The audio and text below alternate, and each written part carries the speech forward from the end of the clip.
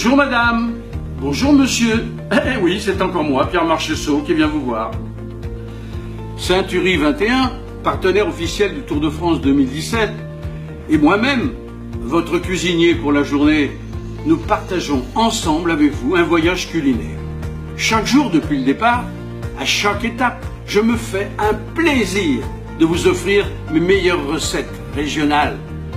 Les coureurs traversent aujourd'hui la Bourgogne, l'occasion pour moi de vous présenter ma recette d'escargot au vin rouge. J'ai d'ailleurs partagé cette recette un soir chez lui avec Henri Vincenot, auteur du livre Le pape des escargots, la Bible entre parenthèses, grand auteur.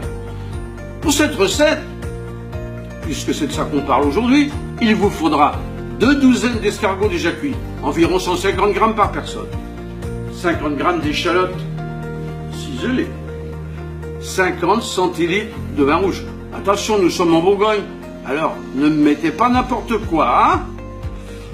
3 grosses échalotes tranchées fendues dans le sens de la longueur. Et une cuillère à café de graisse d'oie. Une noix de muscade que l'on va râper. Et un bouquet garni de thym et de laurier. Une gousse d'ail, pas nécessairement dégermée.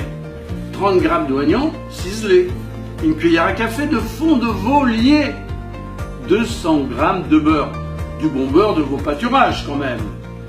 4 tosses de pain juste grillées, et vous verrez pourquoi.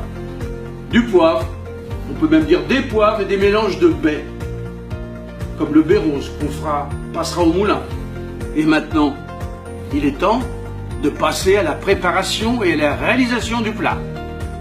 Alors on va prendre et verser le vin dans une casserole à bord haut, on dit une russe, avec les échalotes, la gousse d'ail, le thym et le laurier, les oignons, et porter au chaud jusqu'à atteindre l'ébullition. Et là, on va enflammer les vapeurs d'alcool.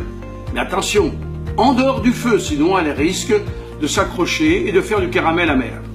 Après le flambage, on réduit à mi-couvert pour tenter de limiter la perte excessive d'arômes et de pigments. Soyons prudents. Il suffit de vérifier l'entourage de la casserole. Les projections colorées sont impressionnantes. Et tout ce qui est sur les parois de la casserole, c'est plus dans le plat. Bonjour madame l'huile de coude. Placez les escargots dans la réduction lorsque celle-ci atteint le miroir, c'est-à-dire qu'on se voit dedans. Et on va cuire quelques minutes. Filtrer la réduction et la porter à ébullition. On va ajouter une petite cuillère de fond de volier et disperser au fouet toute la réduction encore chaude. Puis on la monte au beurre. Quel délice! On obtient alors une belle sauce montée qu'il sera nécessaire ensuite d'assaisonner selon vos préférences ou vos goûts. Et là, on va replacer les escargots dans la sauce, à la nage comme on dit. Puis, on va fendre de belles échalotes en deux et on va les sauter à feu vif dans la graisse d'oie. On va saler, on va poivrer et on va réduire la température. Puis, on va prendre les cassolettes, un toast grillé avec les échalotes à peine cuites.